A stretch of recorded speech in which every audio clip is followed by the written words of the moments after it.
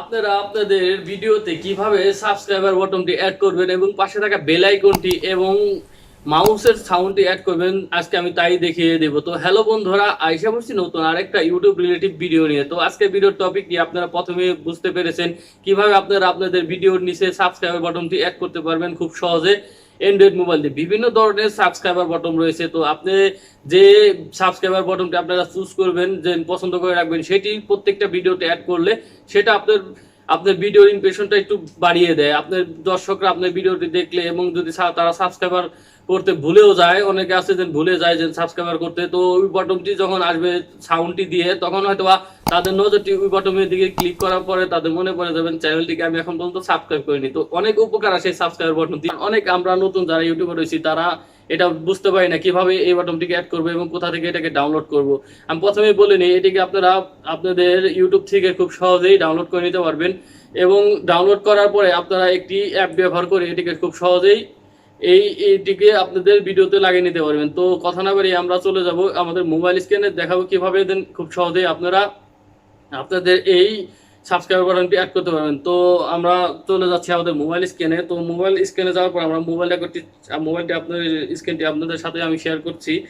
তো আপনারা দেখতেই পাচ্ছেন সাইটে যে মোবাইল স্ক্রিনটা আমি শেয়ার করে দিয়েছি।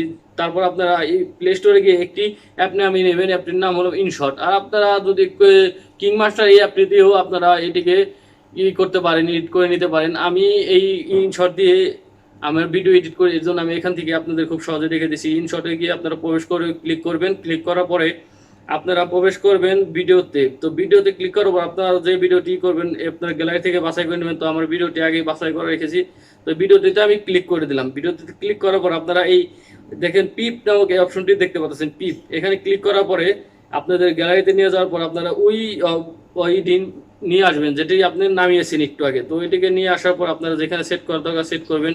এখানে যাওয়ার পর আপনারা দেখতে পাচ্ছেন এই চরমা এই অপশনটি ক্লিক করবেন। এখানে ক্লিক করার পরে এই অপশনটি আসার পর এখানে দেওয়ার পরেই ওই নীল যে পিছনে যে অপশনটি থাকে ওটি সরে যাবে।